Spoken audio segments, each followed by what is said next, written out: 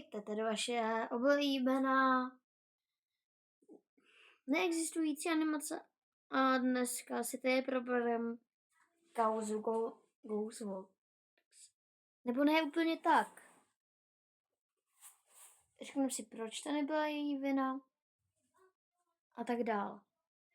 Takže se připravte a jdeme na to. Pokud nejste součástí komunity The Amazing Digital Circus, TDC, já tomu budu říkat pro tohle video, tak se vás to skoro určitě minulo. Pokud jste fanoušek TDC, tak vás to skoro určitě neminulo. Naopak, pokud nejste, tak vás to skoro určitě minulo. Takhle. No a teďka nevím, jestli s vámi Discordu Ghostwalkers jednoho dne prohlásila, že Jax a Pomni jsou hlavní postavy digitálního cirkusu. A v tom by nebyl problém. Kdyby se tedy fanoušci digitálního cirkusu nerozbouřili nad tím, že jejich oblíbená postava přece není hlavní. Takhle. Já řeknu, že to úplně debilní, protože dávat někomu urážky jen kvůli tomu, že vaše oblíbená postava není ta hlavní, je naprostá ovina. Jakože reálně proč to ty lidi mají zapotřebí? Já jsem si to tak myslela, že třeba Regata je třetí hlavní postava, ale mě to nějak nevadí. Vy jste asi nepochopili, že moje oblíbená postava je King, který je doslova umělá inteligence, to znamená, že za stolik rozvoje ani nemá. A ani ho nepotřebuju, protože on byl zábavný už od první chvíle. Zů byl ještě ani nedostal vlastní díl, ale je mi to úplně jedno. Kinger je dobrá postava, já nemám ráda Pomny, takhle, nemám jí moc ráda. A bojím se, že si zabere celý poslední díl jenom pro sebe, protože jakože kolik toho měla asi tak jako zůbl, že jo. Já je to jen kvůli tomu, že nevíme její backstory, vola. Takže jestli si Pomny zabere další díl pro sebe, tak budu docela naštvaná, ale jako OK, nemůžu přece jako nikomu posílat urážky smrti za to, že vole, že moje oblíbená postava přece není ta hlavní, to je úplná pojna tohle. A dokonce Ghostwalkers si musel dát pauzu od sociálních sítí, protože jí to doslova ničilo. Fakt nechápu, co jako lidi dělají. Podle. Co? Protože hej, můžu už s tím ostatním přestat? Dobře. A dokonce to zašlo docela tak moc daleko, že samotný Glitch Productions se k tomu muselo vyjádřit. A jako, co čekáte, že tam bude? Je špatný, bylo tam jako, jo, protože klasika, ne, tak jasně, že je to špatný, vole. Já fakt nechápu, proč to má někdo zapotřebí.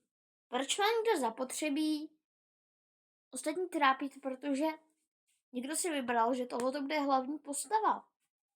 Tak jako já jsem s tím v pohodě. Já Pomny jsem si nejspíš neoblíbila jenom kvůli tomu, že má docela neoriginální design, podle mě teda. Je to čistě můj názor. A kvůli tomu, že nemá backstory, pokud dostane dobrý backstory a budu s ní třeba nějak soucítit, tak by to mohla být skvělá postava. Ale přijde mi, že Pomny nemá zase takový potenciál. Možná trochu.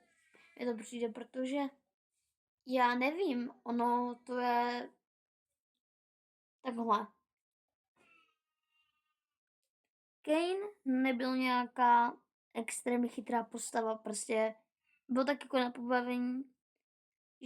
Dostala jsem od ní větší backstory, než jsem chtěla, ale líbilo se mi to.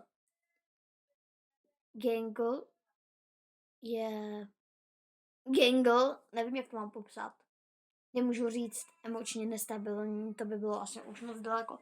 Ale je taky zábavná, je zábavný sledovat. Kinger, jakožto bývalý zaměstnanec té společnosti, nevím, jak se jmenuje, vole, tak by mohlo být zajímavý, co všechno se tam dělo a tak dále. Jax. Jsem ráda, že je hlavní postava. Jako Jax. Podle mě Jax je jedna z nejzajímavějších úplně. A Pomny, no, ta Pomny. Co tak vymyslím pro Pomny? Hodná? Asi? Nevím. Je to nebo Pomny to ani komplikovaný není. Prostě nevíš, co máš říct. S tím mám teda jenom problém, ale chápem se. Ano, snad se chápe.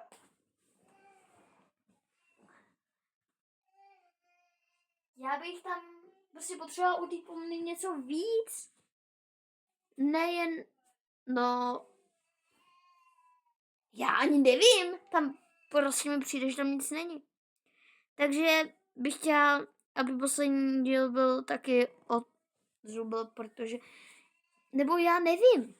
Teďka jsem si před chvilkou stěžovala na to, že nechci, aby se poslední díl ukradla Pomny. Ale zároveň by to bylo dobře, protože bychom asi dostali nějaký charakterovější posun. Doslova ani Kane nevěděl, jaký má trauma, tak jí dal s Gaminguem prostě, vole. On to doslova sám nevěděl, takže po mně jako nemá žádný backstory, ona je tam jako jen tak.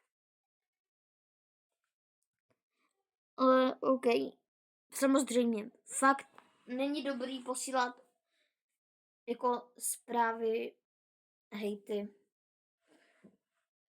nějakému člověku kvůli tomu, že on si vybral, že tohle bude hlavní postava. Je to fakt špatný. Prosím, nedělejte to. Tohle to bude asi pro dnešní video všechno. A čau.